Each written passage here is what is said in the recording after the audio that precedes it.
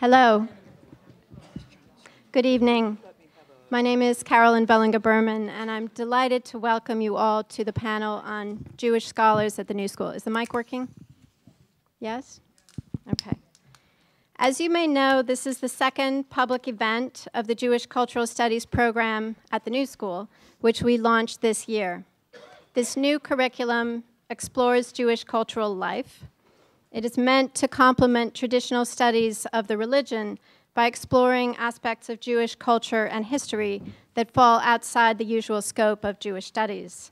For example, the rise and fall of secularism within Jewish communities, as well as the contributions of Jewish thinkers to secular intellectual and cultural traditions. 2 courses that we'll be offering next fall, for example, focus on the origins of secular society, a Jewish intellectual history, on the one hand, and psychoanalysis and the secular subject, taught by Alexandra Wagner, on the other.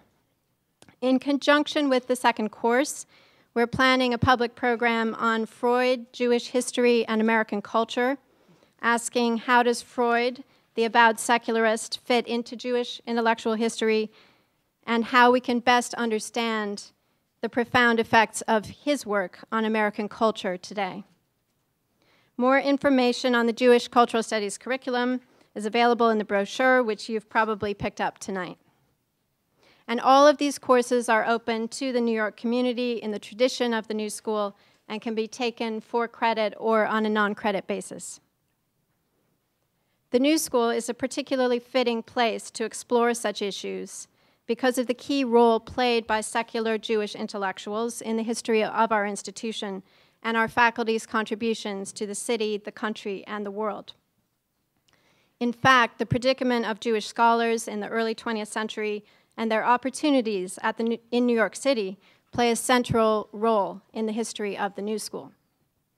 And we'll learn more about this tonight, as I've asked our distinguished panelists, James Livingston, Judith Friedlander, Richard J. Bernstein, and Elisabeth Young-Bruehl to give us some sense of this history.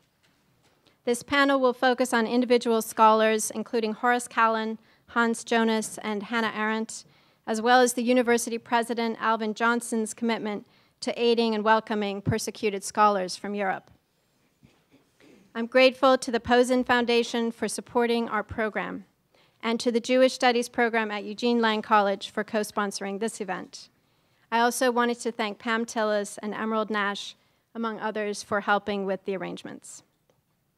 Please note that the panel discussion is meant to conclude by 8:15 p.m., but you should feel free to stay and mingle afterward over matzah and macaroons if there are any left, as we're also celebrating the last night of Passover tonight. And now I'm happy to turn the microphone over to my colleague Val Vinokur, Director of Jewish Studies at Eugene Lang College, the New School for Liberal Arts, who will introduce the panelists and moderate a discussion. Thank you. Thank you, Carolyn. I'm only going to speak for a minute, and I think I'll introduce all the panelists sort of in one go rather than break up the introductions. But I just wanted to open up with a brief name that tune. It's a quote that I think is kind of funny, and if anyone can figure out whose quote it is, you get a matzo ball. Here's a quote. "I attended the New School for only a year, but what a year it was. The school had become a sanctuary for hundreds of extraordinary European Jews who had fled Germany and other countries before and during World War II, and they were enriching the city's intellectual life with an intensity that has probably never been equaled anywhere during a comparable period of time." Anyone want to guess who that was? Marlon Brando. What's so funny? Well, I think that quote and the kind of surprising attribution of that quote reveal something that sort of frames this panel in a very broad way. And that is that, on the one hand, Judaism and Jewishness were not necessarily the most important aspects of the intellectual profiles of the European Jews that Brando is talking about. On the other hand, it's pretty clear that their work was really deeply influenced by Jewish culture, and indeed by by Jewish history, which many of them sort of really experienced profoundly and firsthand. And to help us parse and interpret this legacy this evening, we have James Livingston, who is seated over there, and who will take to the podium shortly, professor of history at Rutgers, who is working on a biography of Horace Kallen. We have Judith Friedlander, professor of anthropology at Hunter College, and former Eberstadt professor and dean of the New School for Social Research. She's the author of Vilna on the Seine, Jewish Intellectuals in France since 1968, and she's currently writing a history of the New School for Social Research. I believe the second history of, right? Third, oh sorry, the third history of the New School, that's... the first good one. Right, exactly, the first good one, absolutely. Wait and see. And Richard J. Bernstein is the Vera List Professor of Philosophy at the New School for Social Research and is the author of really more books than I can count. And some of these include Freud and the Legacy of Moses, and Hannah Arendt and the Jewish Question. And finally, we have Elisabeth Young-Bruehl, who is the author of Hannah Arendt for the Love of the World, as well as Why Arendt Matters. So our first speaker is Jonathan Livingston. James. Oh, sorry, James Either way, Livingston. doesn't matter. Hi, thanks for having me, especially to Carolyn and Emerald, who sure led me through the intricacies of getting here. Can you do this? I can hold it too, I guess. You can't do it. Thank you. All right. Just tell me when that is that good? That's good. Okay. I'm at the Cullman Center at the New York Public Library this year, writing supposedly this biography of Kallen. Actually, an agent intervened and told me to write a different book, so that's what I'm doing. But I've applied for leave next year, and it looks like I'm going to get it. So next year I'll write the biography of Kallen. Meanwhile, I'm here to talk about him. It's hard, let me start with this question of the Jewish scholar. It's hard for me to think about Horace Kallen as a Jewish scholar, in part because I don't quite know what it means to be one, whether the emphasis should be on the adjective or the noun, scholar, Jewish, whatever. I'm not speaking from experience, clearly, and I'm not speaking about ethnicity or origins or elective affinities either. I like to think about Kallen the way I like to think about Richard Hofstadter, who had a Jewish father, a Lutheran mother, who raised him as a Presbyterian. America dreamed him. Like Hofstadter, Kallen was an omni-American. He somehow crossed every border. He violated every convenient category. He exceeded every expectation. He comprehended in his life and work every possibility, it seems to me, of the 20th century world, the transatlantic world, and then some. He was a Harvard-educated Rhodes Scholar, a real intellectual who wrote lots of books, but he was also an outsider, an immigrant, and an activist who worked with the AFL and the NAACP long before these affiliations were politically correct or incorrect. He opposed World War I. He resigned his job at the University of Wisconsin, became a founder of the New School. He wrote about everything, including Jewish education, whatever that is, Henri Bergson, Pan-Africanism, Zionism, art history, consumer culture, war, work, transnationalism, cultural politics, cultural pluralism.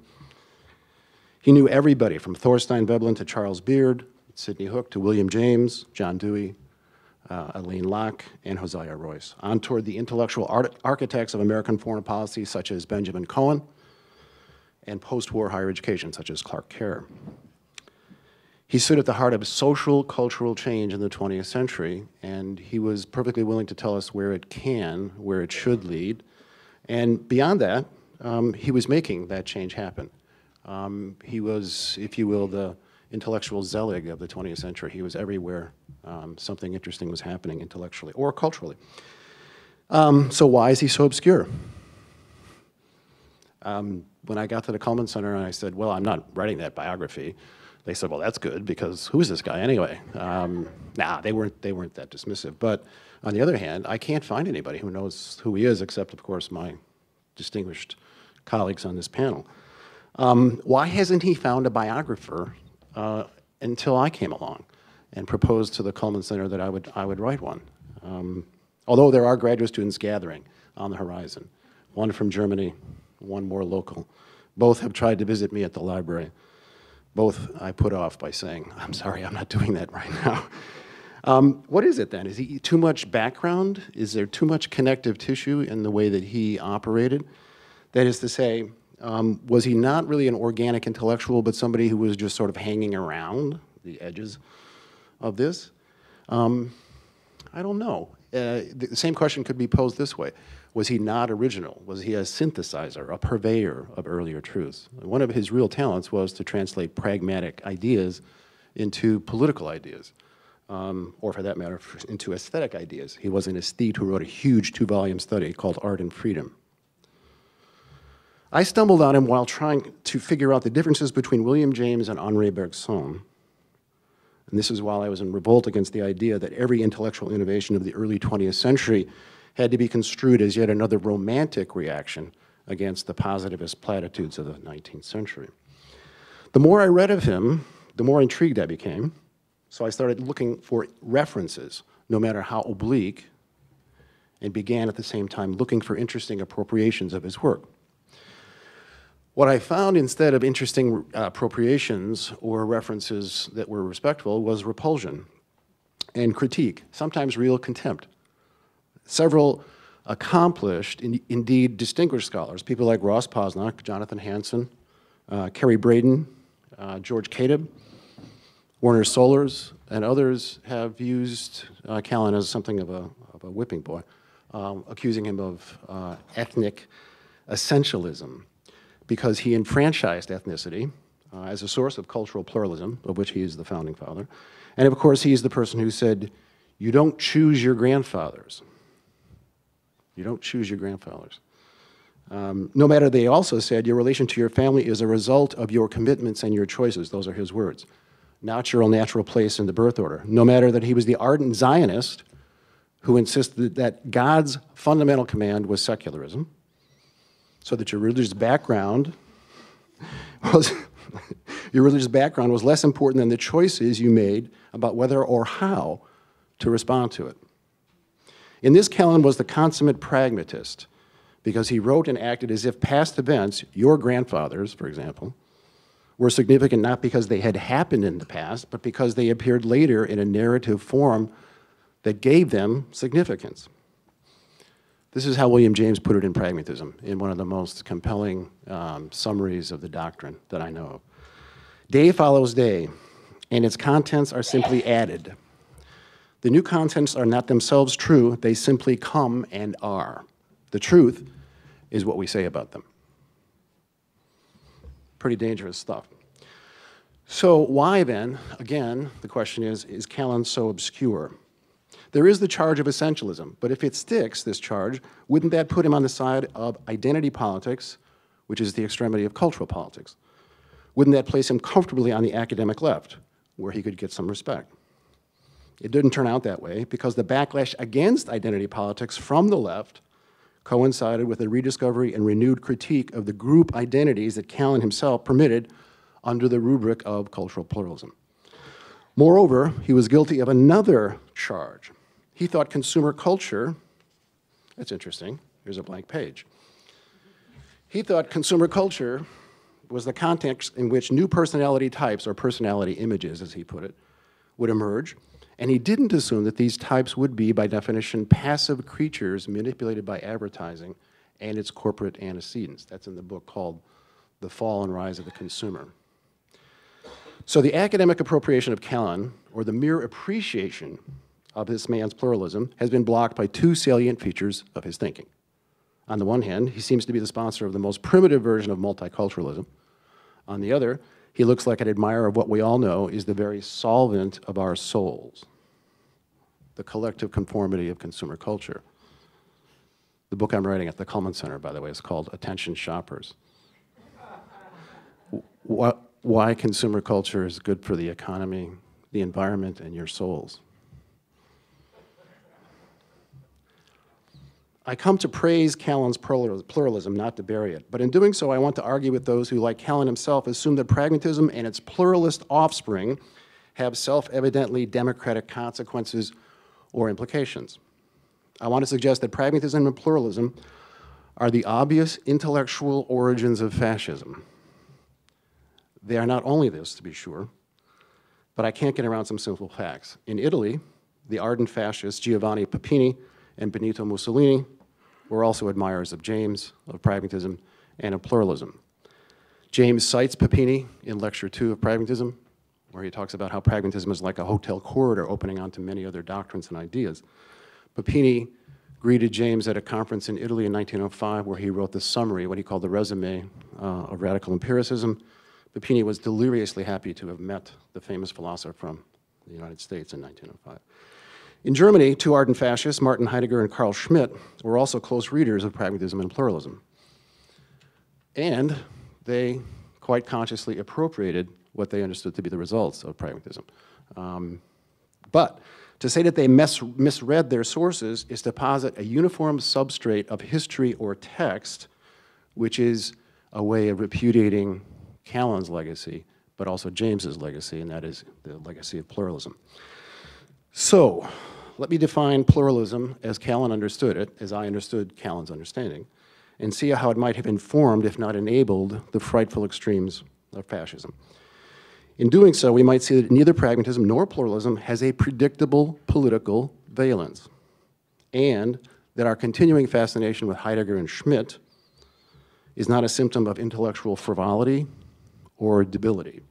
We might see instead that engagement with Schmitt and Heidegger, in doing that, we are revisiting the scene of intellectual reconstruction on which Kallen was an engineer and a principal architect as well.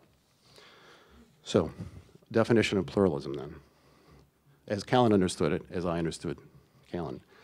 It's the name for a philosophical discourse, for an attitude towards modern history, for a political position with practical consequences as well as theoretical implications. And it's a cultural program emphasizing elective ethnicity, not essentialist ethnicity.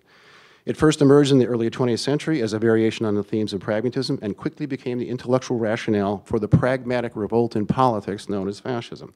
That's the title of a book published in 1927 by William Y. Elliott, who trained Henry Kissinger and Samuel P. Huntington at Harvard University.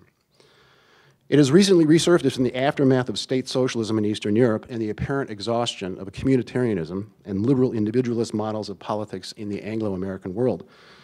Its resurfacing has a great deal to do, it seems to me, with the work of William Connolly, who's probably the most brilliant defender and advocate of what we know as pluralism. As a kind of philosophical discourse, pluralism insists on the multiplicity and the mutability of truth. It renounces all metaphysical absolutes in favor of local knowledge. For example, a pluralist would claim that no truth is final because what can be known changes according to the standpoint of the knower. Thus, pluralism, like pragmatism, has often been equated with relativism, subjectivism, even solipsism. As an attitude toward history, pluralism permits recognition of two significant but overlooked developments specific to the early 20th century. The first was what Antonio Gramsci called the dispersal of power from the state to society, as market regulation became a function shared by state agencies and non-governmental organizations such as corporations and trade unions. This dispersal of power from state to society raised serious and still unanswered questions about the location of political sovereignty, that was Carl Schmitt's obsession, and about the public-private distinction on which liberalism is based, then as now. The second development was the eclipse of individuals as the atomic particles of politics and the concomitant rise of association, interest groups, and other collective bodies as the building blocks of political change. This emergence of group representation also raised serious and still unanswered questions, particularly about the location of the moral personality and the origins of political agency. As an attitude toward history, pluralism harbors two other urges that irritate my colleagues, particularly in history departments. On the one hand, the idea that what we do, us historians, is not to prove that certain events occurred, but to understand how they mean and what they mean to present particular groups. On the other hand, the idea, again harbored by pluralism, that the stories we tell that take the form of history are not true or false, but are rather more or less persuasive, intelligible, and coherent. Again, they're not true or false, they're just more persuasive, coherent, and intelligible. As a political position, pluralism acknowledges these various developments by appealing to the sovereign people out of doors in all their diversity. For the pluralist, the scene of politics shifts from a state-centered, policy-oriented war of maneuver to a war of position conducted on the terrain of civil society, where private associations and identities acquire political connotations by creating a new public sphere, where class is superseded by other principles of social organization and by more complicated contours of social conflict. These are, of course, the locutions of the Italian communist Antonio Gramsci, war of maneuver as against war of position. But remember, he was imprisoned by Benito Mussolini, who was also pretty interested in this same dispersal of power from the state to society. We know that, meanwhile, the decay of the public-private distinction between state and society, which pluralism takes for granted, can and did lead toward the pathological reinvigoration of European states by means of war and totalitarian terror between 1922 and 1945. The question then becomes, how and why was this anti-liberal agenda sponsored by pluralism? Or rather, is pluralism post-liberal by definition? As a cultural program, pluralism validates ethnic diversity, champions minority rights, and values political contention. It refuses a unitary vision of national as well as personal identity. In this sense, it is a fertile source of what we came to know at the end of the 20th century as transnationalism, cosmopolitanism, multiculturalism, and cultural or identity politics. It is, by the same token, the object of much misguided criticism because it apparently treats race or ethnicity as a given datum rather than an elective affinity. In sum, then, speaking pragmatically, what does pluralism accomplish? At least as Kallen understood it. I would suggest that it challenges the sovereignty of the modern nation state and the sovereignty of the modern individual, the bourgeois proprietor of himself. This is not an accidental conjuncture, for the collateral damage to the modern individual is an entailment of the challenge pluralism offers to the modern nation state. Each was the creation, the creature, and the product of the other. But how then is pluralism dangerous?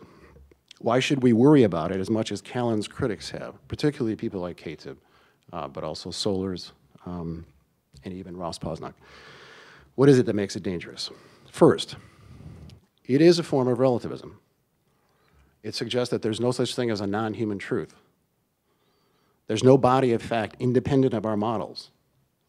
So commensurability between positions, whether political or not, becomes a problem, becomes an issue, becomes a question. The facts change as our positions on the body of data we are trying to explain change. But if that is the case, is there any ground for rational disputation, or has all been rendered opinion? By what means do we establish commensurability between rival accounts of the very same phenomenon, whether those phenomena are political, social, historical? Second, pluralism does, in fact, enfranchise or validate or merely observe as facts those things we used to call other-directed individuals. Back in the early 20th century, these people were called social selves. They were products of their interaction and association with others. David Riesman, in his In the Lonely Crowd, 1950, and David Potter, in his book called People of Plenty, both recognized that these new social selves, these other-directed individuals, were consumers as opposed to producers. And in that sense, both supplied a connotation of passivity, which the very phrase, other-directed individuals. The Frankfurt School recognized, meanwhile, at precisely the same moment in the late 40s and 1950s, that these people, or masses, were lacking what Max Horkheimer called, in 1947, an economic basis for their individuality. And therefore, they were probably spastic creatures subject to all kinds of demagoguery. Remember, if the Frankfurt School was worried about anything, it was about how authoritarian personalities were formed and how they could be manipulated by political parties. Third, pluralism does enfranchise group identities as against individuals. It also enfranchises cultural politics and, to that extent, identity politics. It makes interest groups the building blocks of politics. Is there any room left for individuals then in a pluralistic universe, as James and Kallen himself put it? Fourth, it does, in fact, call into question the legitimacy of state power.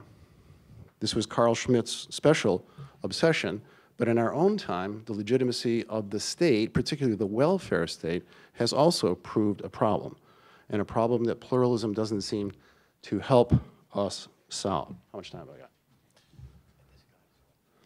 3 minutes. You're kidding me. Wish I were. All right. Fifth, pluralism does acknowledge that corporations are persons. It has no quarrel with corporate liberalism in that sense. It has no quarrel with legal realism. It has no quarrel with the Supreme Court's decisions from 1886 to 1890, which in fact defined corporations as persons and gave them all the rights, privileges, and immunities of persons at the law, particularly the protections of due process. In doing so, they, of course, redefined property and made a radical break with the common law. All right, but let's look at these charges or these dangers in order and ask, why is pluralism absolutely necessary? Why is it absolutely indispensable? First, yeah, there's no non-human truth. All we have is those second-order semiotic artifacts by which we organize our experience, in retrospect, always in retrospect. But why is that a problem? Bertrand Russell criticized James by saying, without a non-human truth that can organize the arguments of disputants, the only recourse we have is to force. But is that really true? Revelation, the last time I looked, is not admissible evidence in a court of law, and yet the disputants in that setting don't seem to have much trouble in adjudicating their differences with the help of judges and juries. Yes, pluralism does enfranchise, does validate, does sponsor other directed individuals, or what was called social selves. But we know that morality as such is social, right? We know that from Alistair McIntyre recently. We also know it from John Dewey a long time ago.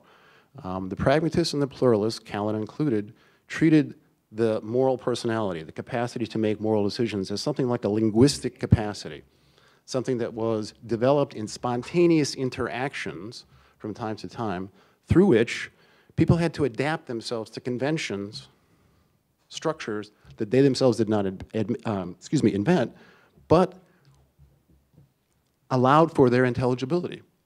So a linguistic capacity and a moral capacity seem, in that sense, to be almost the same thing. Of course it's social. Why shouldn't it be social? And why shouldn't a social self then be the bearer of a moral personality, at least as legible as the one that comes from the producerist past? The second way of saying the same thing, it seems to me, is that selfhood organized around consumption is at least as morally complex and interesting as a subjectivity or a selfhood organized or founded on production with an economic basis, as Horkheimer would put it. All right. How much time have I got? A minute?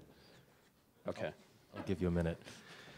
I guess here's the bottom line. Pluralism is in some ways not anywhere near normative. And so why don't we just use it? Why don't we just treat it as something that makes sense? Let me read you what the president of Harvard University said. Okay? I'll tell you in a minute. The last century has certainly been marked by an apparent increase in the power of corporate as compared with personal motives. 100 years ago, democratic theories were individualistic. They treated the state as a sum of equal and independent units. Now we have learned that man is a social being, not only in Aristotle's sense, that he is constrained by his nature to be a member of a state, but also in the broader sense that he is bound by subtle ties to other and smaller groups of persons. We have learned to recognize this, and what is more, with the ease of organization fostered by modern conditions, the number, the complexity, and the aggregate strength of such ties have increased. No one can observe social life carefully, under any aspect, without seeing that cooperatives' interests have in some measure replaced personal ones. That in its conscious spirit, Western civilization has become less individualistic, more highly organized, or, if you will, more socialistic. That's A. Lawrence Lowell, president of Harvard. That's from a book published in 1913 called Public Opinion and Popular Government. According to Lowell, and according to Kallen and others like him, The rise of these group identities was a mere fact. It was not the end of the world, and it was not the dawn of the millennium. It was just a mere fact. That's the insight that Schmidt took from the pluralists, and that's where he began his theorizing. Seems to me we can go back to Kallen, but we can also go back to Schmidt and find out something about our own world. Thank you.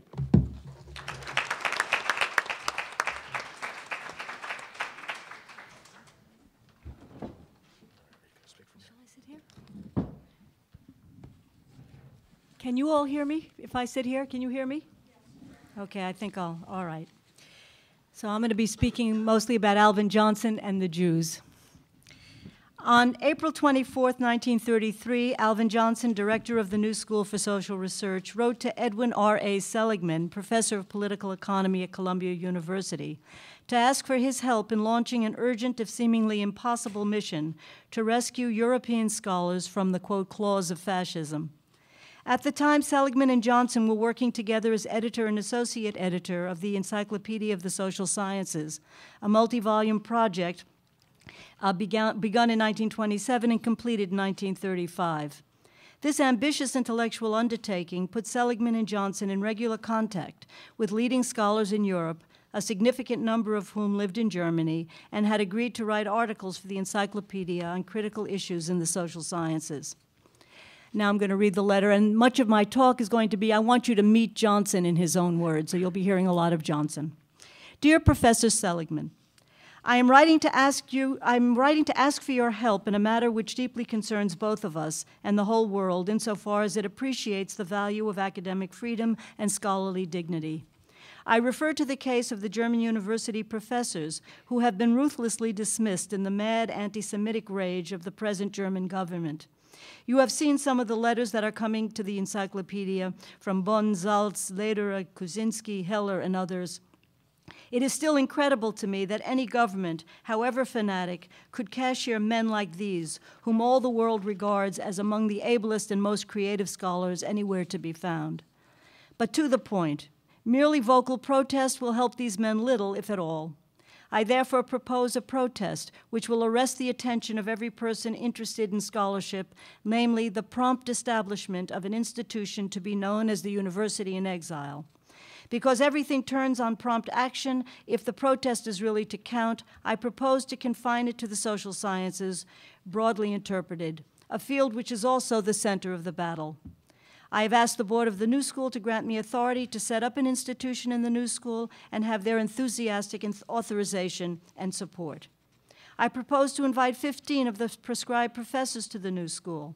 They will select their own dean, arrange their own curricula, and establish here a center where German university methods may be taught as efficiently as they were in any German university. With all the resources we have on the encyclopedia staff, we can select as brilliant a group as were ever brought together in any institution. There is no question about their accepting because they are now appealing for us for whatever we can give them. There is no question about getting them out of Germany because most of them are going out right now. It must be done promptly. The world is quick to forgive invasions of academic liberty by a forceful government. It long ago forgave Mussolini. It will never forgive Hitler so long as we have a working university in exile. But to put this through, we must have money. Not so tremendously much, $60,000 a year for 15 scholars for 2 years. I know certainly that there is $120,000 to be found for the cause of academic liberty. The question is how to find it promptly. You know many people, Professor Seligman. You are generous in many causes. You can convince them that this cause is one of the most important of our time. E.R.A. Seligman circulated the letter immediately. A few days later, Johnson received a call from a man by the name of Hiram Pally, the president of the Universal Oil Company and a Jew. Johnson described their first conversation in his autobiography. One day, a strong, pleasant voice came to me over the phone. Dr. Johnson, you don't know me. I'm Hiram Pally. Your letter has just come into my hands about the University in Exile. May I ask how much money you have got pledged? 12,000, I answered proudly, for less than a week had gone by since I wrote the letter. I'm surprised that it is so little, said Pally. But I will say something that may interest you. I am prepared to guarantee you 60,000 a year for 2 years so that you can go ahead at once. In future years, the Rockefeller Foundation would play a dominant role in supporting Johnson's efforts to recruit refugee scholars, particularly after the fall of France. But Johnson continued to rely on wealthy members of the Jewish community. In addition to Seligman, Johnson had the help of Clara Mayer to gain entry into the world of Jewish wealth and philanthropy. Clara Mayer, who came from a prominent New York German Jewish family, had been a student at the New School in the early 1920s. When Johnson became director in 1923, she joined his administrative staff. By the 1940s, Clara Mayer had become dean of the School of Philosophy, an undergraduate program in the adult division. I won't have time, but Johnson also became friends, very good friends, of Bernard Baruch, Felix Frankfurter, and Herbert Lehman, Governor Lehman. Johnson had no previous experience in fundraising. As he put it many years later in an opinion piece he wrote for the New School Bulletin called The Complete Beggar, Johnson wrote of himself, "Alvin Johnson was no money raiser by experience or temperament. But just as Cézanne achieved success in painting because he couldn't see straight, so Alvin Johnson, unfit for the job, managed through many years to raise money to cover the deficit and enable the school to grow." By contemporary standards, Johnson's fundraising style was over the top, but he was anything but cynical. He deeply believed in the New School and in its firm mission to combat all forms of racism, and he felt a profound sense of kinship to those who shared and supported his ideals. In 1952, 8 years after Hiram Pally's death, the philanthropist's family asked Johnson to make a speech at the dedication of the Hiram Pally Memorial Library in Pound Ridge. When Halley's sister, Julia, wrote to Johnson to make arrangements for getting him out to the ceremony, Johnson thanked her and then added, "I have been accorded the privilege of speaking a few words at the dedication. It will be very hard for me to keep my emotions properly under control, though I will do my best. For Hiram was a brother to me, a big brother who took me to the shelter of his great coat when I was shivering with cold fear. Hitler had begun his villainous work with the retracted clause of exile. I knew that murder would follow. I had many friends in the German universities, Jewish and Gentile, all liberals marked for murder. Could I rescue any one of them? Could I get American universities, smug and complacent, to do anything? Argument was futile. Only action could convince. I had to set up a university in exile if I would spur the universities to a sense of their responsibility. But could an institution like the New School, unendowed, always on the edge of insolvency, finance a university in exile? Hiram's superb generosity and far-reaching intellectual statecraft solved the problem. There are hundreds, indeed thousands of people who live and breathe the air of freedom, who owe their lives to Hiram. Most of them are unaware of their debt. That fact never meant anything to Hiram. Johnson stepped down as president of the New School in December 1945. Paying tribute to him a few months later, July 1946, The Jewish Voice wrote the following. Dr. Johnson has probably done more to improve and humanize American cultural life and to fight racial and religious bias than any other living American scholar. The article then went on to describe Johnson's many achievements before focusing in on the University in Exile. Quote, the majority of the rescued scholars were Jews, and there are many Jews on the staff of the Graduate Faculty of Political Science. And that more recent addition to the New School, namely the École Libre des Hautes Études, composed of French-speaking scholars. Dr. Johnson never tolerated any numerous clauses, any consideration of race or religions on the board, in the faculty, or among the students. Noteworthy among the Jews who once belonged to the graduate faculty were the late Max Wertheimer, famous author of Gestalt Psychology, the late Emil Lederer, a noted economist and sociologist, and the late Nino Levi, an outstanding Italian criminologist who was also active in Zionist affairs. Among the living staff members, there are Max Ascoli, an outstanding jurist, and a leading anti-fascist, Frieda Wunderlich, a former director of the Bureau für Sozialpolitik in Berlin, and Jacques Ademar, who was born in Versailles in 1965 and for nearly 50 years taught mathematics at French universities, end of quote. The article might have also mentioned several other refugees at the New School of Jewish origin who enjoyed major reputations in the mid-1940s. For example, the distinguished economists Adolf Low and Gerhard Kolm, who had founded the Institute of World Economics at the University of Kiel. They helped Johnson recreate the famous institute at the New School, which they called the Institute for World Affairs, and which focused on questions of totalitarianism already in the early 40s. Lowe, as many of you here know, was also the great teacher and friend of Robert Heilbronner. Other refugee scholars of Jewish origin who came to the New School in the 1930s and 1940s had a major impact on American intellectual life in the 50s and 60s. For example, the now legendary philosopher Leo Strauss, who arrived in 1938 but left the New School for the University of Chicago in 1948.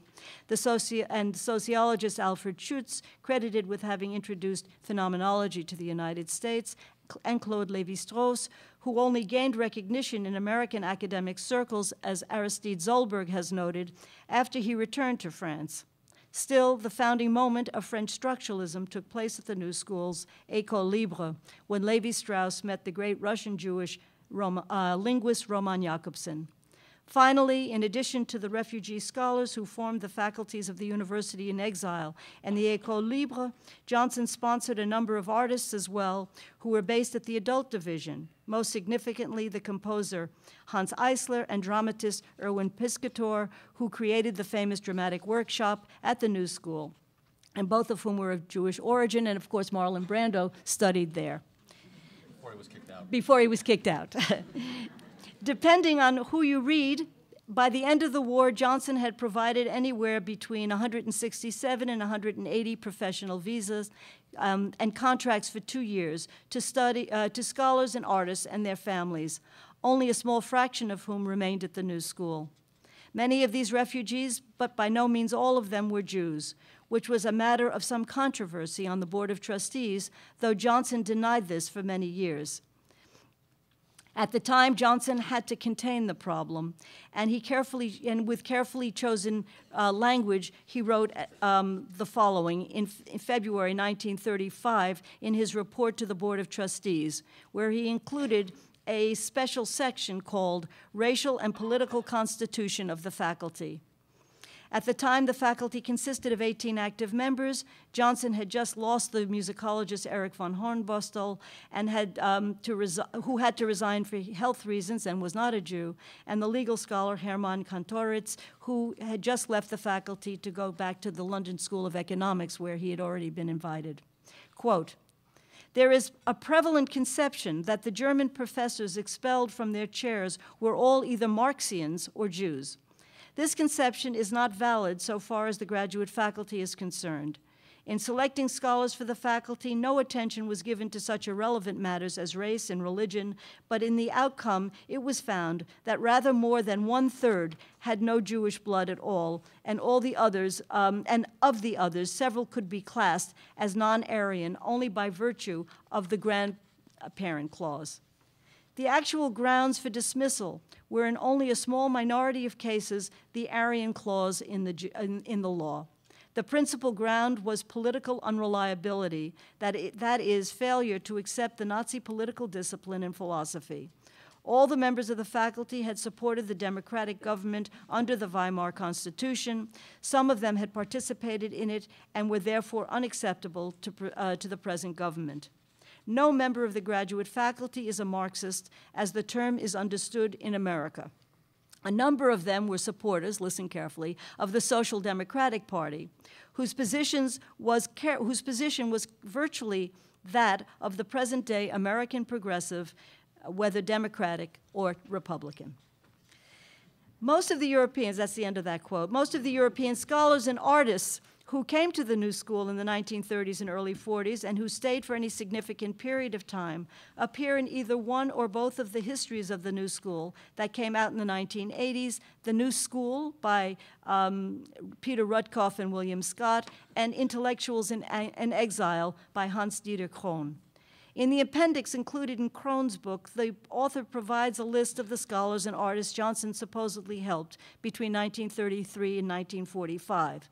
The list, however, is not entirely accurate.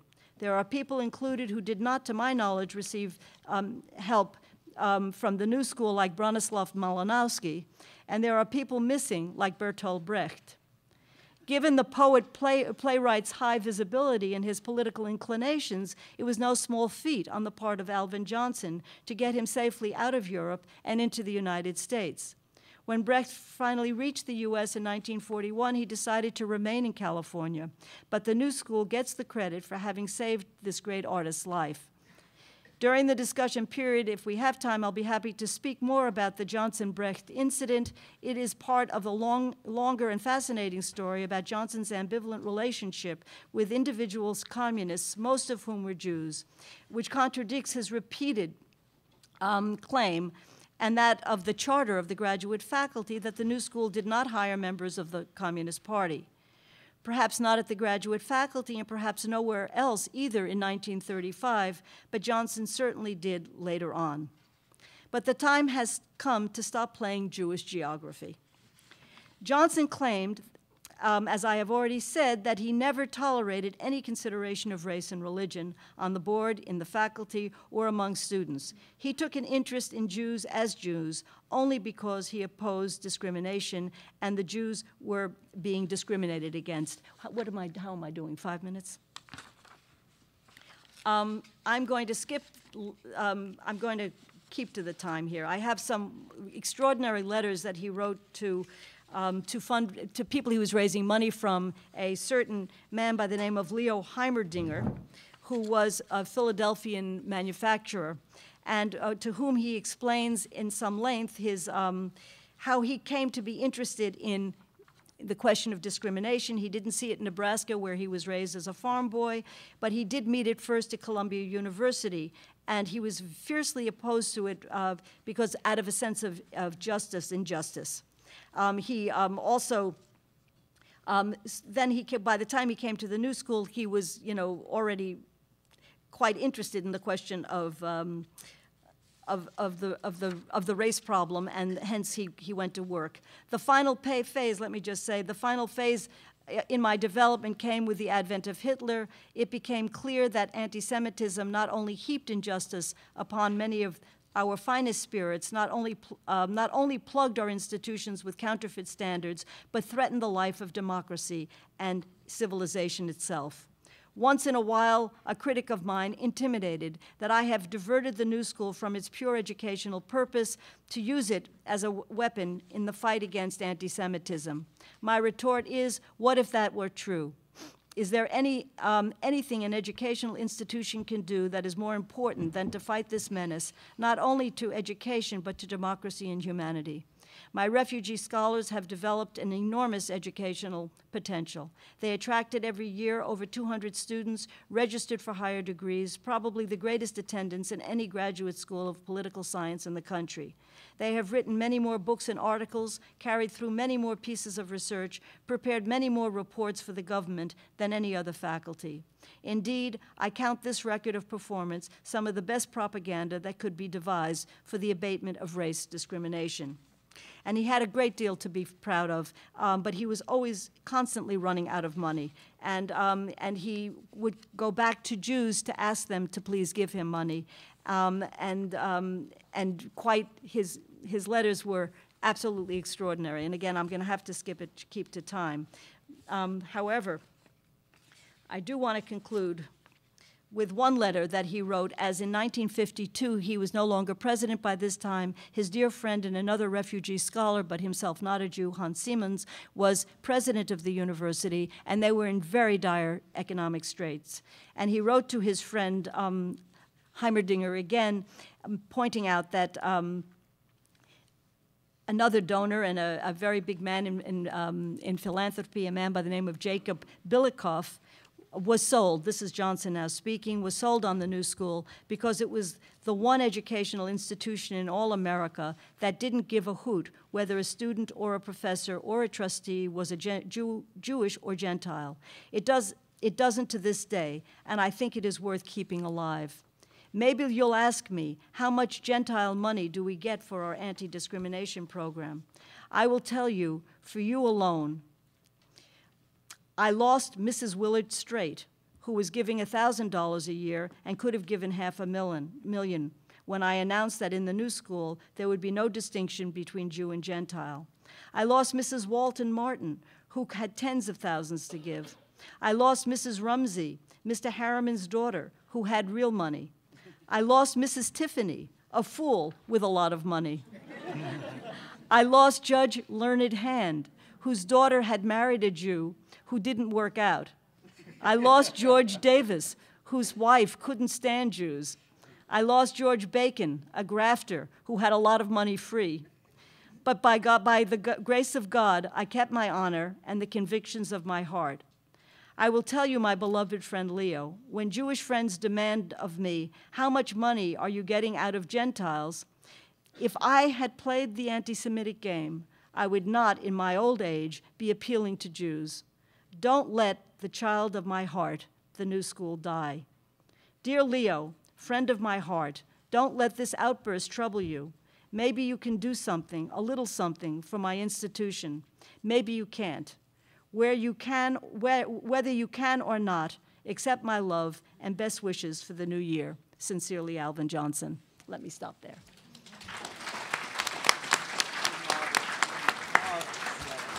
I left out so much Okay. stuff.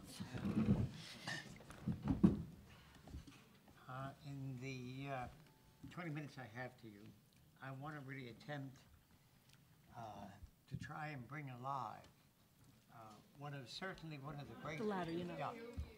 I want to try and bring alive for you certainly one of the most prestigious members of what was then called the graduate faculty of the new school. Is that one? Maybe this one is working better. Can you hear me now? Okay, good. I said what I'd like to try and do is to bring alive for you one of the great philosophers and most distinguished members of what was called the graduate faculty of the New School for Social Research, Hans Jonas. I'm going to divide my talk into three parts.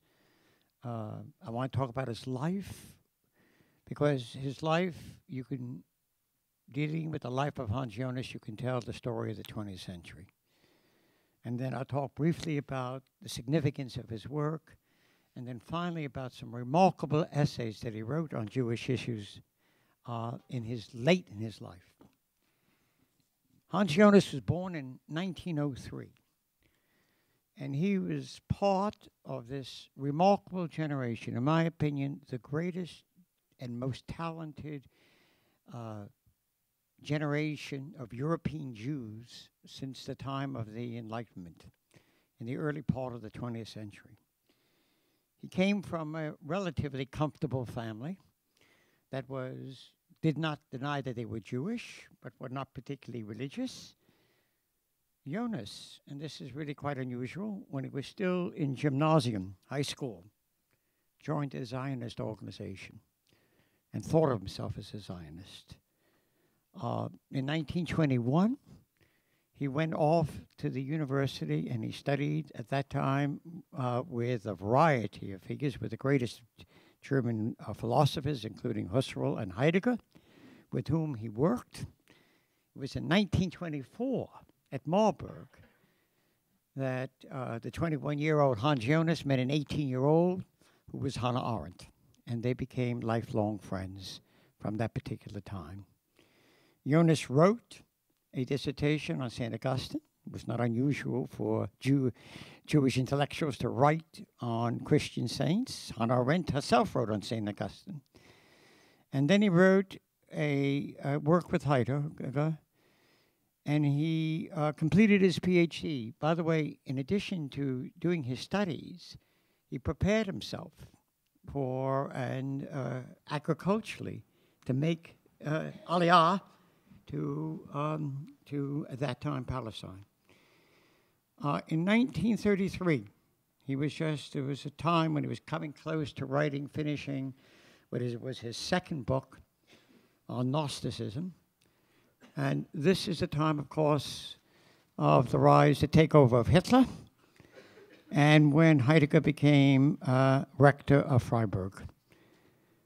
Jonas was so outraged, and he was outraged with Heidegger already in 33, 34, and emigrated First made a few stop in Paris and London to finish his book, and never was in Germany when it was published. It's significant because his book on Gnosticism became the greatest book on Gnosticism in the first part of the 20th century, and he didn't know this.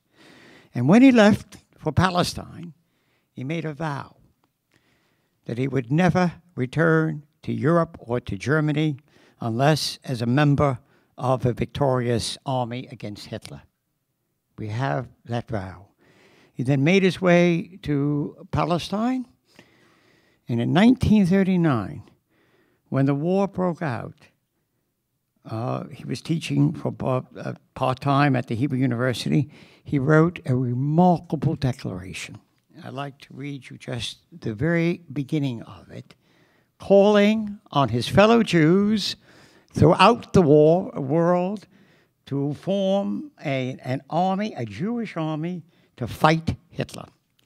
And this is what I just read you the first paragraph. It goes on for a number of pages, but it's a remarkable document that he writes in 1939. This is our hour. This is our war. It is the hour we have been waiting and wished for with despair and hope in our hearts in these deadly years. The hour when it will be allowed to us powerlessly enduring all the ignominy, all the physical deprivation, all the moral violation of our people, and finally to confront the arch enemy eye to eye. And he ends this declaration, which is our part in a war, a word to the Jewish people, written in 1939, was saying, in effect, that for the sake of acting, the immediate aim is more than enough the defeat of Hitler, and let us conduct ourselves such that our grandchildren need not one day feel ashamed on our account. What Jonas did subsequently, although trained as a great scholar, is he joined the British Army to fight in the war. And in 1944, when the British allowed for the Jewish Brigade, Hans Jonas was proud to be a member of the Jewish Brigade and to fight in the war with the Star of David. And indeed, the vow he made in 1933, he kept in 1945 because it was as a member of the victorious army that he returned to Germany. He did not visit Heidegger. He visited his great teacher, Boltzmann, and he made two great discoveries. One, that his book, despite the fact that books by Jews had been destroyed, had been preserved. The publisher had hidden it, and it had become a kind of classic, a classic study of Gnosticism. And the second thing he learned is that his mother, who was denied permission to emigrate to Palestine and gave her visa to her son, had finally been murdered in Auschwitz. Hans Jonas returned to Palestine, and this is another remarkable part of his life. For 2 years that he was teaching at the Hebrew University, he and his wife lived in an Arab village. And when the War of Independence broke out at the age of 45, he was drafted again in the army and was involved in the famous siege of Jerusalem. It was only after the war, after the Second World War, at the age of 45, due to the intervention of some friends, that Hans Jonas received a fellowship to continue his studies in Canada. And he came to Canada where he had with his wife and children. And in 1955, he was called to the New School, where he remained until his retirement in the 1970s. Hans Jonas lived until 1993. So, soldier, scholar of Gnosticism, a man of tremendous moral commitment, and really deeply concerned, always, with Judaism. Hans made a sharp distinction. He felt that as a philosopher, you did not bring in religious considerations into philosophy. Philosophy has to deal with argument, but he always took his Jewishness seriously, and he knew a great deal about Jewish history. And even though he was offered a chair to return to Israel in 1952, he had decided to continue his fate in this country. Now, let me say something about his work, which is fascinating. I mentioned briefly his early work on the Gnostics. If you know of Gershon Scholem, with whom he was a close friend at one point, they had their disputes. Just as Scholem created the field of Kabbalah, the scholarly study of it, it was Hans Jonas who really discovered, who created a whole new field in terms of his interpretation of Gnosticism. That's the first stage of his life, and one that is barely known except to scholars of religion in the States. But the second we are all benefiting from. When he was in the war, as a soldier, he was not thinking about death, he was thinking about life. And there's a remarkable series of letters that he wrote to his wife, who is still alive, beginning to outline a philosophy of life. It ultimately issued in a marvelous book called The Phenomenon of Life, which was to explore the nature of life, the metaphysical foundations. Hans Jonas, long before it became fashionable, in the 50s, was concerned with ecology, was concerned with bioethics. He was a founding member of what is now quite famous, the Hastings Institute, where discussions of bioethics, medical ethics, ecology, were first began. I think we're all indebted to Hans Jonas today, given all the concern with environmentalism and in medical ethics. He was the pioneer and the philosophical pioneer.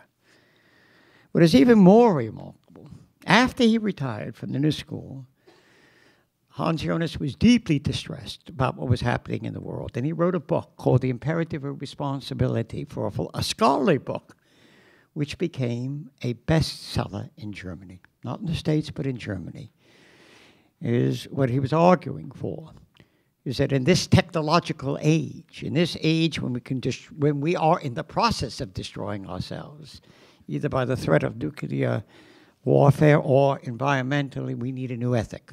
And he sought to outline that new ethic in this book on the imperative of responsibility. So here are three different stages of his life. Finally, I want to mention something that it was only in his 80s that he began to write explicitly on Jewish issues, or particularly the issue of God. He wrote a remarkable essay called The Concept of God After Auschwitz, which is an essay that has inspired a lot of thinkers. Hans Jonas considered himself to be a Jew, a serious Jew, a religious Jew. And the question he asked himself, it was not just an abstract question, given the fate of his own mother, is how could God let it happen? Now, he was not interested in writing something sentimental, and he says in this essay, he writes it with fear and trembling, this is just speculation. But he tells a wonderful story, a wonderful myth, and he says it's a myth, about how God created us and created the Jewish people, but God is not omnipotent. And that in a certain sort of way, the fate of God is tied up with our own fate, that we owe a responsibility to God. God's not responsible for Auschwitz, but we are responsible for what we have done as human beings. It's a beautiful essay, and it has stimulated a lot of discussion among a number of people who are interested in Jewish thought. I'd like to end with an introduction to what Elisabeth is going to do. The friendship between Hannah Arendt was a remarkable friendship. One of the most beautiful letters that Hans ever wrote is a letter that he wrote to Hannah on the 50th anniversary of their friendship. It was not a friendship which was untroubled. He was deeply disturbed by her book, Eichmann in Jerusalem, so disturbed that he didn't speak to her for 2 years. And ultimately, there was a reconciliation. with the agreement not to speak about the Eichmann book. And in 1963, he wrote a remarkable letter criticizing the book. In my own opinion, I think he misunderstood some of what you were saying, but nevertheless, that's a fact. But their friendship endured.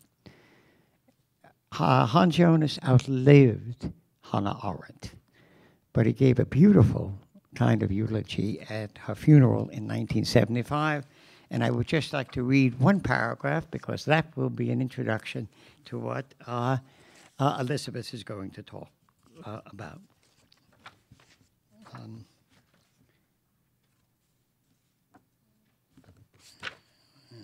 Just 1 minute and I'll find it.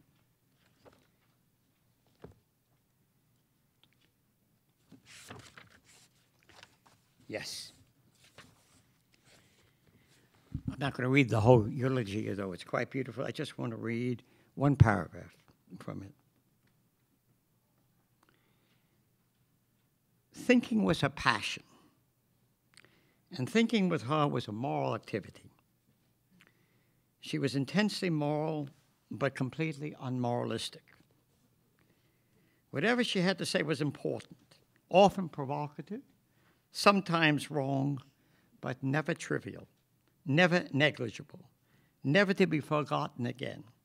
Even her errors were more worthwhile than the verities of many lesser minds.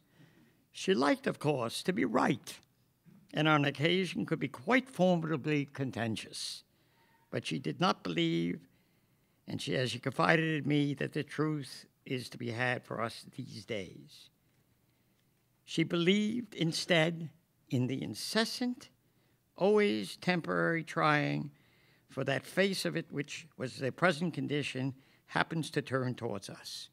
Thinking it through is its own reward, for we will be more understanding after that than we were before. Thank you.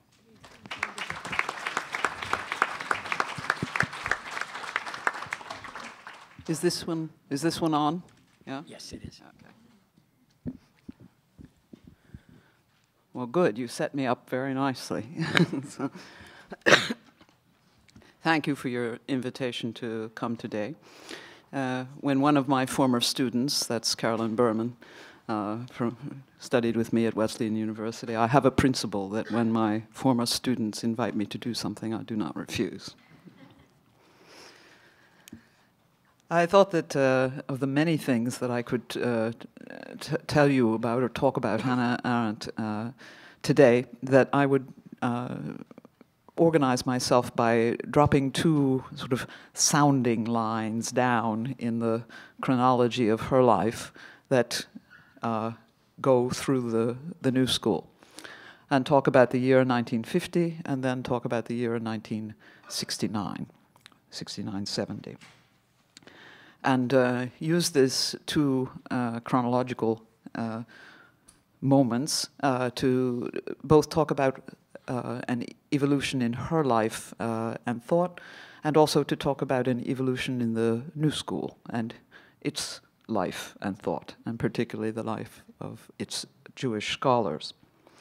I'll call this 1950 beginning the cosmopolitan moment. I'm going to tell some of the story of Hannah Arendt's life as though you didn't know anything about it. So if that's too much for those who have either read my biography or know something, I apologize. The 1950 moment is the first moment of Hannah Arendt's connection to the New School, though of course she knew many of the people who had been brought by Johnson to the University in Exile, and knew her community and their community overlapped in New York.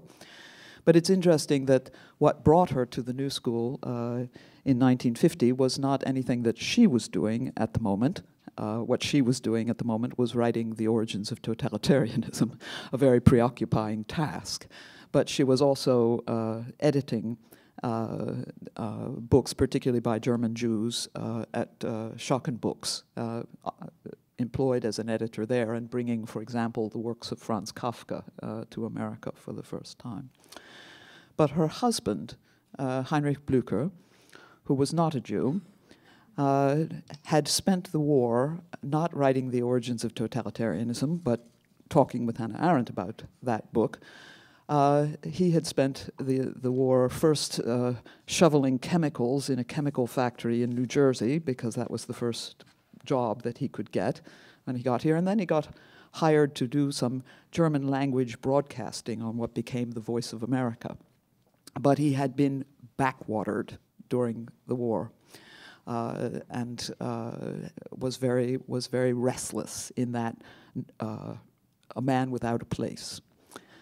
And he spent a lot of time reading. He was a complete autodidact, Heinrich Blücher, who had no gymnasium education at all, but a tremendous reader and a kind of an amateur military historian, but very interested in philosophy, and particularly in the philosophy of art.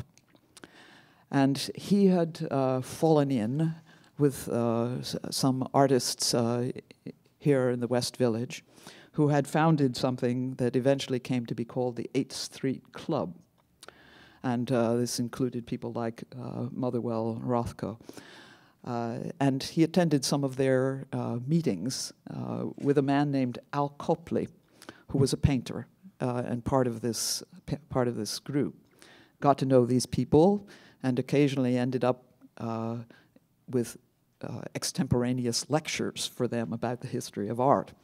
And they were very impressed by this. And then this lecturing gig of his became more formal when a man named Gunther Anders, who had been Gunther Stern before he took the name Anders, and had been Hannah Arendt's first husband in Berlin, was here in New York making his way in the refugee community, and he had gotten an appointment at the New School in the adult education division, so he wasn't one on your lists.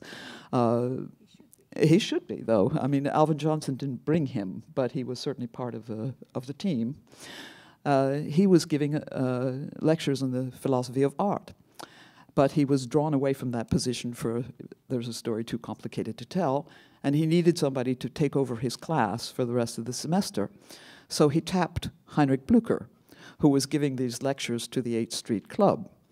And the 8th Street Club came to Heinrich Blücher's lectures at the New School and mingled with the hoi polloi of the adult education people who came to.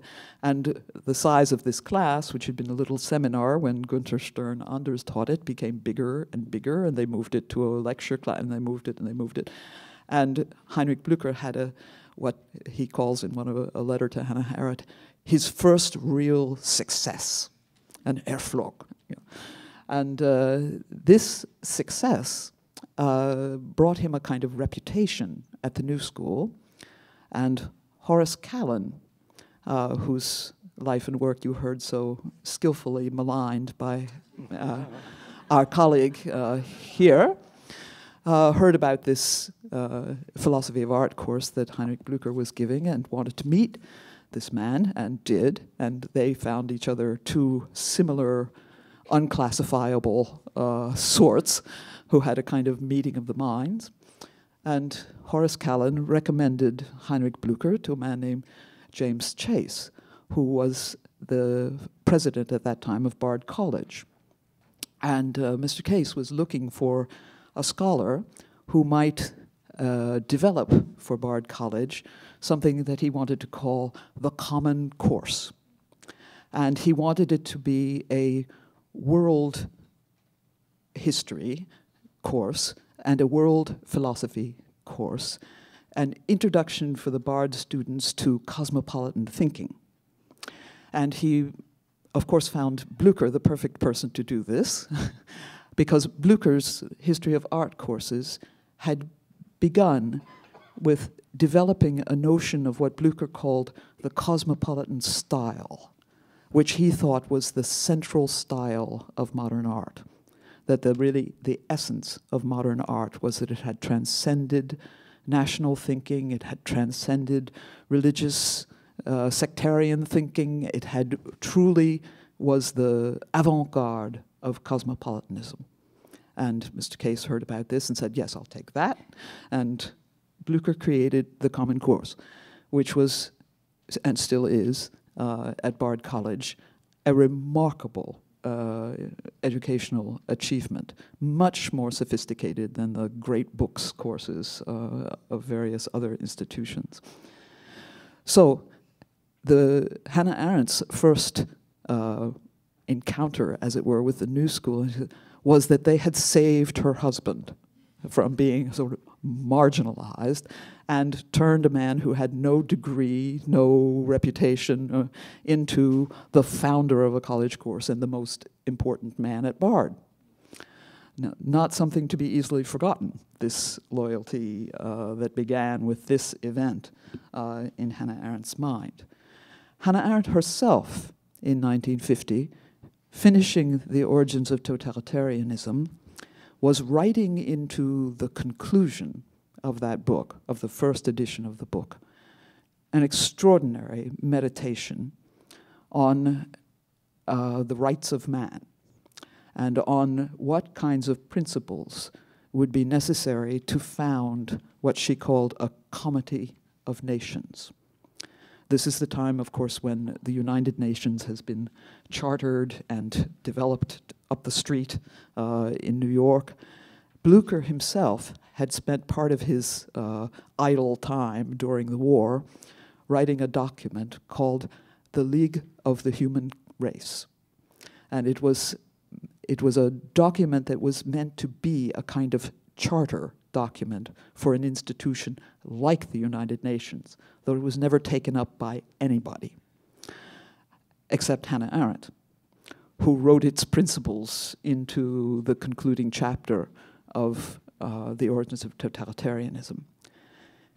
This is a very interesting thing, because in 1950, not only Blücher and Arendt, but the circles in which they traveled, including the circles of the New School and its Jewish, largely Jewish faculty, were all preoccupied with the notion of cosmopolitanism and what it might mean for the world after the war. And the United Nations preoccupied with this. This was a preoccupation of the whole time from about 1948 with the Universal Declaration of Universal Human Rights at the UN until about 1951. A little moment when we almost had in this country, propelled by the thought of emigres to this country, we almost had a philosophy of cosmopolitan intent. It is remarkable how snuffed out this philosophy became in the moment of the Korean War. It's a philosophy that died in the Cold War. A moment someone should write a book, about this little frame in which we almost had a world that didn't revert to nationalism and national battles. Let me fast forward to 1969, when Hannah Arendt, 68-69, when Hannah Arendt came to the New School from Chicago, where she had been teaching part-time. Hannah Arendt always taught part-time. She always said to those of us who were her students particularly, that you have to be very, very careful to enroll yourself. If you were going to enroll yourself to be a teacher in a university, you could destroy your mind. And always saying things like, oh, universities, they are like monasteries full of whispers and lies. She told me when I was taking my first teaching appointment at Wesleyan University, which she helped me get. But anyway, she was going to become a professor at the New School, having this whole history behind her. But she came in an entirely different moment in time and in her own development as a thinker and in her experience. She came after the Eichmann book. Hannah Arendt's life has many junctures in it. like any emigre. There's before immigration and after immigration. There's before finding a voice and afterwards. And then with Hannah Arendt, there is before the Eichmann book and afterwards. And life was never the same afterwards. She came to a new school that was also not the same. Most of the original generation was gone. The cosmopolitan moment had disappeared. And the new school was, insofar as it ever could have been, a rather ordinary university.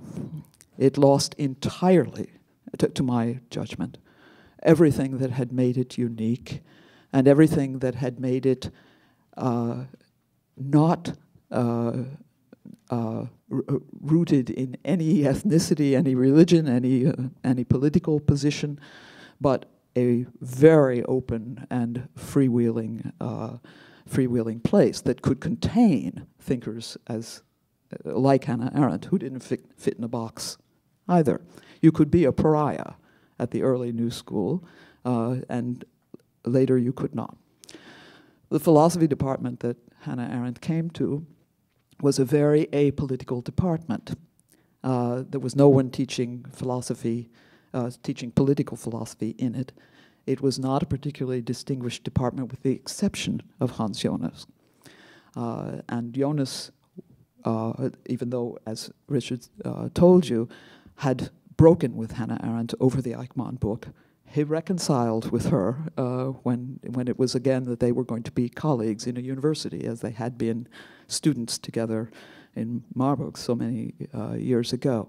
But this Hans Jonas was a world-class scholar. Everybody else was not. And she was welcomed, if you can call it that, into the philosophy department by a group of people who were basically very hostile to her. We were always amazed to learn later that Aaron Gurvitch, who was the sort of reigning phenomenologist in the philosophy department at the New School, had objected to Hannah Arendt's appointment, saying, "This is no philosopher, she's a journalist," as though that were a term of total contempt. So this was not a good fit in many respects, but that was just the surface of the matter. The really bad fit was that Hannah Arendt was persona non grata in the Jewish community of the New School, as in every other Jewish community in New York. She, who had always used pariah as a term of praise and contrasted it to a parvenu, found that she was going to have to live out the pariah identity in a way that she had never quite imagined. The controversies over the Eichmann book were a daily part of her presence at the New School. And to my knowledge, there was no one, Jew or non-Jew, at the New School who in any way found Eichmann in Jerusalem a book that they could tolerate. So this was a very, very strange circumstance. Hannah Arendt responded to it intellectually in a very characteristic way. She somewhat retired from it to do a book, her last book, called The Life of the Mind, which took the Eichmann controversy as a point of departure, and she created on top of this point of departure 2 volumes. It was supposed to be 3, but she didn't live to complete the last one, which constitute a book that I think has been utterly insufficiently appreciated because it's a very difficult and complex book. Her friend, the philosopher J. Glenn Gray, said of it that he was sure that it would take a century to understand it in its depths, and I think that's probably an underestimation, should we all live so long. A kind of retirement to reflect on the controversy over the Eichmann book and what it meant ultimately. And then, on the other hand, she being nothing if not a complex character, she began to write a series of hard-hitting controversial articles about the state of the Republic in America, which from the period of about 1969 when she came to the New School, and I did too, to study with her, took up strand after strand of what she considered to be the unraveling of the American Republic. She was right there at the beginning of the 40-year period that I think we have endured now, which I sometimes call the Second American Civil War, to see that the country was collapsing, that it whatever had held it together in the way of shared vision was evaporating. It's almost as though there was another moment of evaporation, like the moment in 1950 when cosmopolitan thinking disappeared. American Republican, with a small r, thinking was disappearing before her eyes. And using the New York Review of Books as her vehicle, she published essays like Lying in Politics, Civil Disobedience, the long essay on violence, which are critiques of both the loss of the revolutionary tradition in America, but the loss of what she considered to be quintessential American thinking and constitution building and the political philosophy of America, if I may call it that. The New School had also no appreciation within it. Some others, like when Dick came, he could understand what was happening here. But of the sitting faculty of the New School, it had, with a few exceptions, and certainly not in the philosophy department, had undergone that transformation of Jewish thinking in America that made, for example, the original contributors to Commentary magazine, who were very left-leaning, into very right-leaning, hawkish, conservative, nearly fundamentalist political thinkers.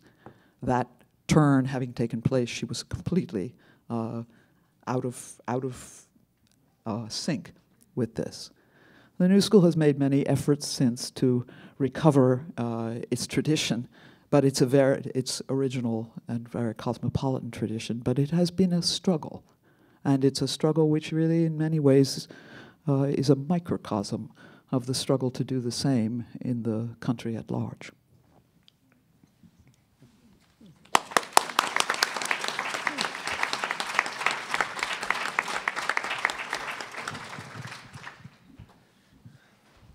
Now we have, I believe, precisely 15 minutes for questions, or 10, but you know. Yes. What was the controversy about Eichmann in Jerusalem? I have the questions set into the microphone. What was He's asking me the question, what was the controversy about Eichmann in Jerusalem? And Answer it in 3 minutes. shall I do that in 3 sentences? I will do it in 3 sentences because it had really 3 parts about it. Hannah Arendt had told a story about about Eichmann, or presented Eichmann in a way that had portrayed him as not a demonic, psychopathological, sadistic devil of a person, but as a very ordinary man who had a quite extraordinary capacity for only one thing, which was that he couldn't think. The second element of the controversy had to do with questions of international law and whether Israel should have tried Eichmann or not, and what the implications of that would be, which is too complex for me to explain it further than that.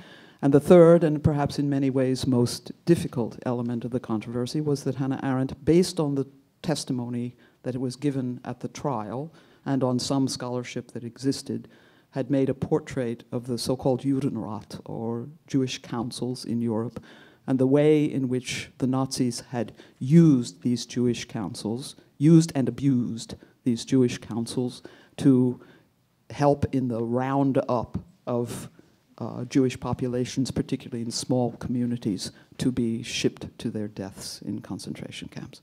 This was a story that was well known amongst the survivors, but was not well known outside of Jewish communities. And many people felt that this was either a false telling of the story or a telling of the story that maligned the Jewish people. The book was totally misunderstood by almost everybody who read it, particularly on this count. Yeah.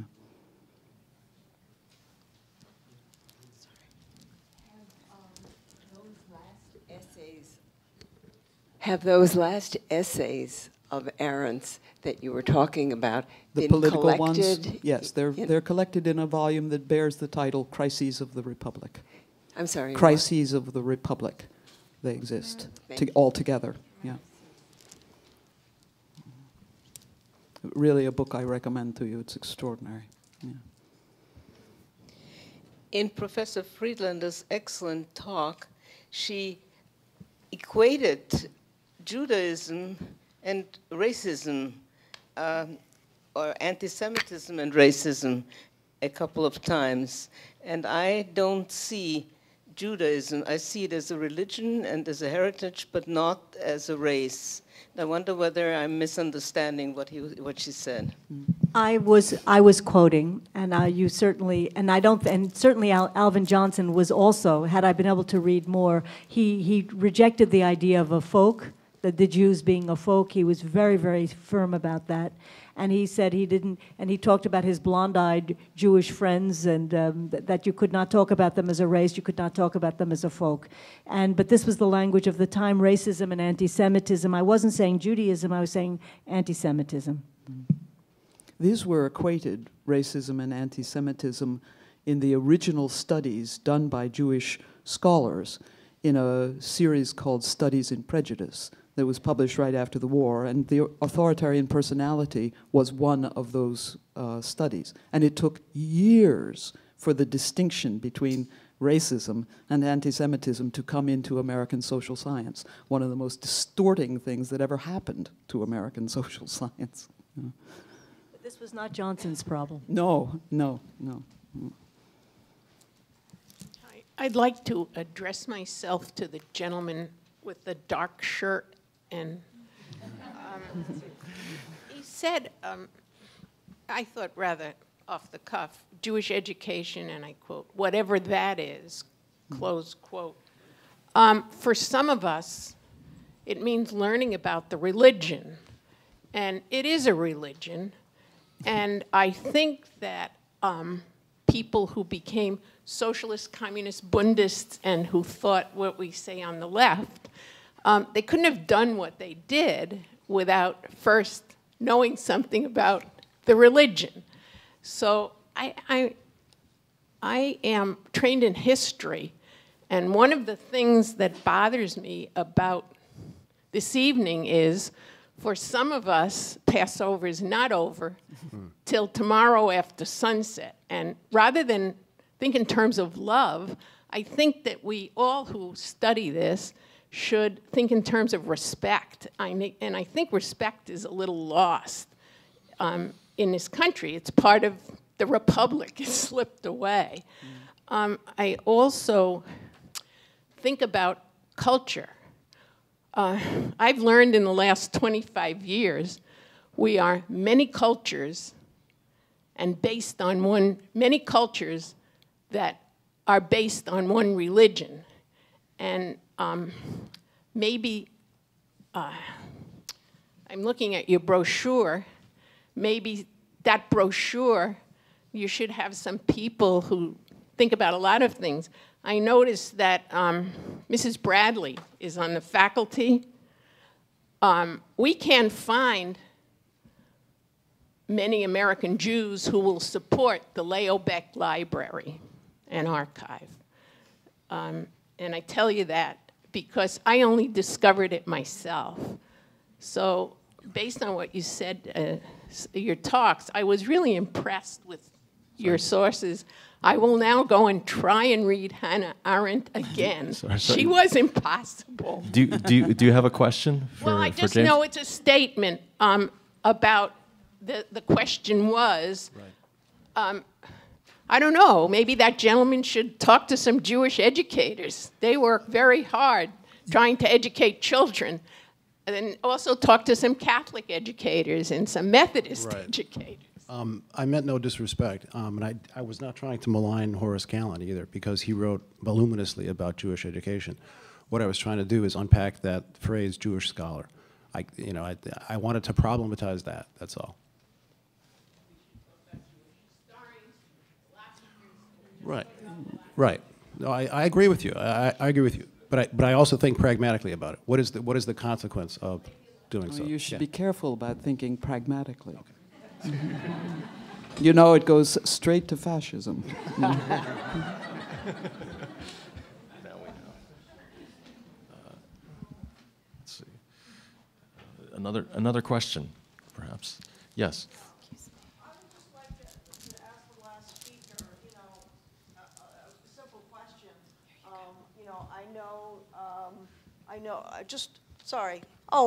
The question was, and I'm not familiar with Ernestine Schlant Broadley's work at all.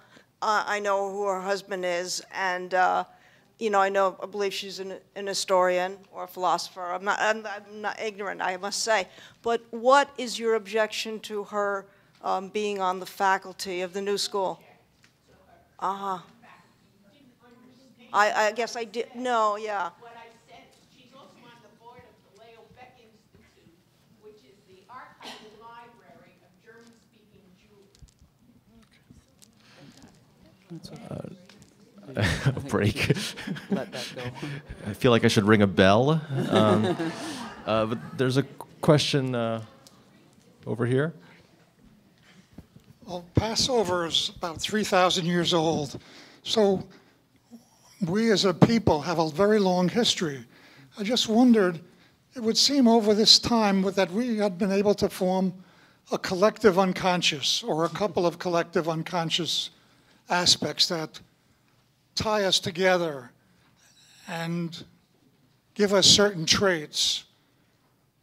You were dealing with certain of the traits of the intellectual category.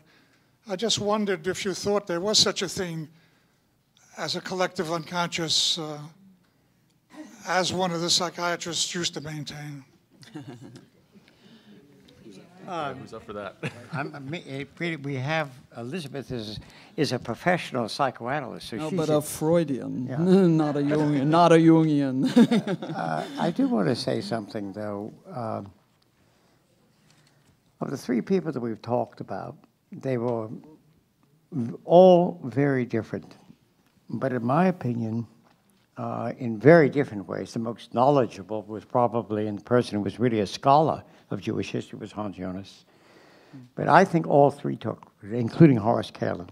Kallen came from a family and was brought up as author. And I do want to defend him on one thing. I mean, as much as I like Jim, it seemed to me appalling and scandalous to give a whole talk on Horace Kallen and not mention once the word democracy.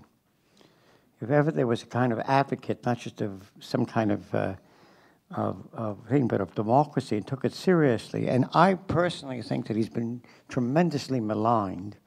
He had to. Students of William James were among the first, I think, to try and open up at a time. The darkest period in American history is just, in my opinion, prior and after the First World War. And to try and make a defense for what he called cultural pluralism, I think it's just a slander to think that it was essentialist. I mean, I understand why people say it. It was trying to open up a space in which one could take their tradition serious. So in different ways, and this is as true for Hannah Arendt in different ways. I mean, I wrote a book on Hannah Arendt and the Jewish question because I became fascinated. What was she doing prior to 1951? And she was concerned with all kinds of Jewish and Zionist issues at that time. So at least what I do want to emphasize that the three figures we've discussed, I think in very different ways, maybe it goes back to the different kinds of cultures, they didn't share a unity, but in different ways they took their own kind of Jewish background very seriously. last question, I think. I wonder, Ms. Friedlander, could you elaborate a little bit about the objection that, as to my understanding of what you were saying, that the monies that came for the saving of the intellectual European refugees were mostly Jewish, but what I don't understand, or what I'd like you to elaborate on, is the objection to the fact that they were Jewish. You seem to have made a point about that, and I'm not sure where that came from and to what extent was that prevalent. First of all, the Rockefeller Foundation, if we're going to count dollars, the Rockefeller Foundation, which is not Jewish, gave probably more money than anybody else to this project. It was later. This Hiram Pally was first, and Johnson did develop a large network of Jewish philanthropists who continuously gave money to his cause. He was, I mean, I didn't have enough time, but his letters were relentless, and he was constantly coming back and asking for money. Jewish organizations during the war had an awful lot of pressure. You know, there was an awful lot of giving necessary, and there's been a lot of debate about whether the Jewish community was as active as they should have been, as I'm sure you're aware. Johnson, in trying to get money, tried guilt-tripped a bit and said, you know, you've got to give money. I'm doing good work for Jews, and you've got to give money. And there was some resistance occasionally, particularly this one particular. There was a relief agency that said, look, this is not relief. And he wrote this wonderful letter describing why it was relevant. Yeah, maybe we can't call it relief, but what I'm doing is more important. I'm not only making their lives better, I'm giving them an education, I'm also giving them an opportunity to teach and to develop the social sciences in the United States. There was not a resistance in the sense that you understood me. I'm sorry, maybe I was not as clear as I should have been.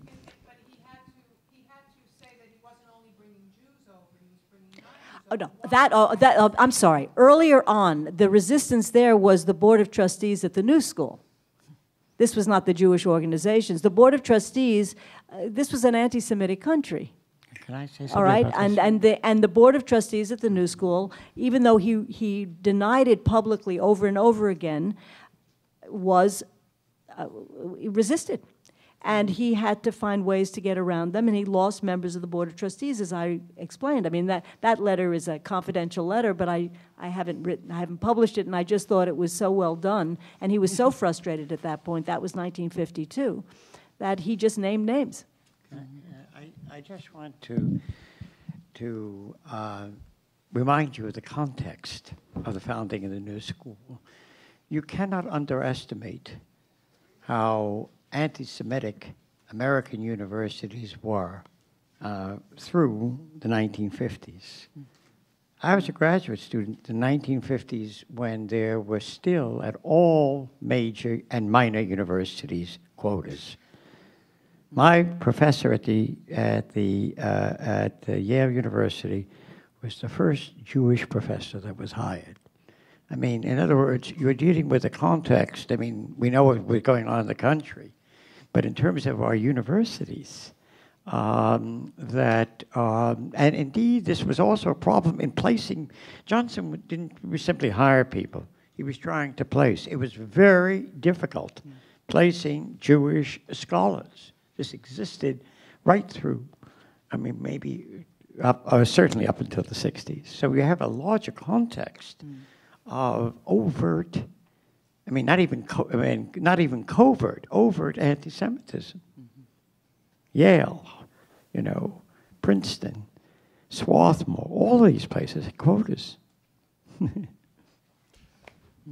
tried to make that point very briefly when I was quoting from The Jewish Voice, which quoted Johnson as saying he did not believe in a numerus clausus. That was the terminology used at that time for excluding Jews. He did not believe in that we had to count numbers. Limited numbers of Jews were allowed to go to the universities that Richard was just mentioning. I think we'll conclude here, and thank you again to our wonderful panelists and to the audience.